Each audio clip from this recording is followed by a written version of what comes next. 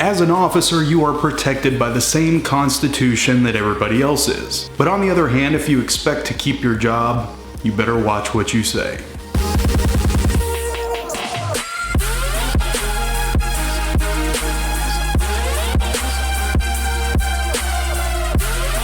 Hey guys, what's going on? I hope you are having a fantastic week so far. So the short version of this is that my department is currently in the process of obtaining a state accreditation and then moving on to a national accreditation for police departments known as CALEA. For people that aren't in law enforcement, obtaining these accreditations allows for more grant opportunities for your department, but there is a strict set of guidelines that you have to abide by for both. This means your department can no longer just do whatever it wants if it expects to obtain one of these accreditations. I currently work in administration very closely with a gentleman who was a Connecticut attorney, and he also spent time in the military as a Navy officer working in JAG. He brought me a new policy that our chief is looking at implementing within our department as it pertains to social media, and he wanted me to go over it and see if there was anything that needed to be changed or tweaked. And while I was looking at these new policies, I thought it would be a great opportunity to do a video for you guys explaining the power that social media has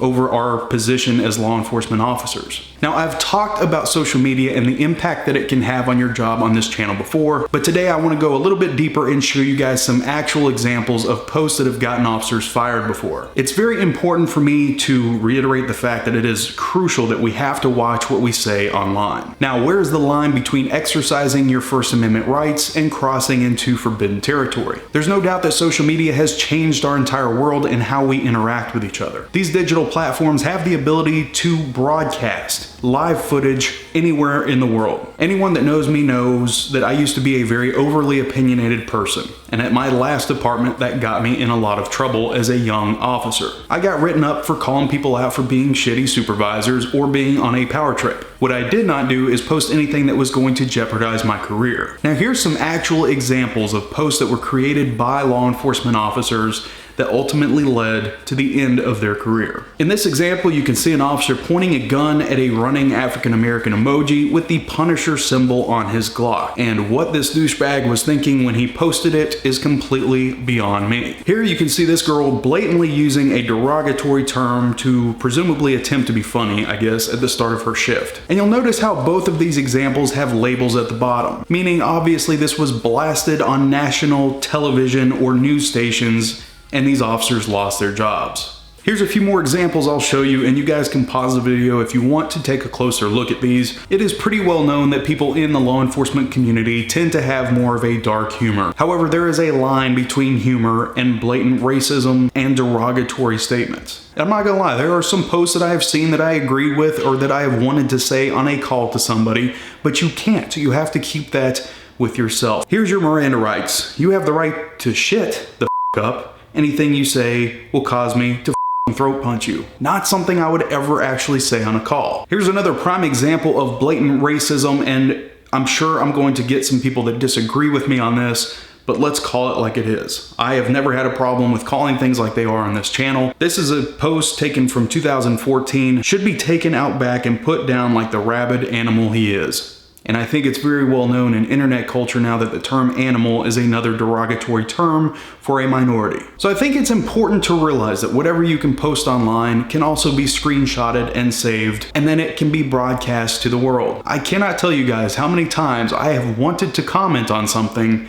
and I've had to force myself to click off of it, scroll on, and be the bigger person. So the first thing I want to mention is several officers have said over and over again, I am off duty, I am not a representative of the department, these are my own opinions, and you are infringing on my First Amendment rights by disciplining me for what I post online. And it's true, the First Amendment does apply to us just like it applies to everybody else, to an extent. The Constitution as a whole is changing, it's growing, it's expanding. So how does the Constitution apply to social media? The US Supreme Court has ruled that cyberspace is a medium for communication and that the First Amendment applies as such. What about the like button though? What if you hit like on a post? We've all click like on something we like, or we add an angry face if we don't agree with it. Or you like it because you agree with the original poster, but you don't want to leave an actual comment voicing your opinion on the topic. And this is kind of a rhetorical question, but what about sharing something that somebody else posts? Does it mean you actually support it?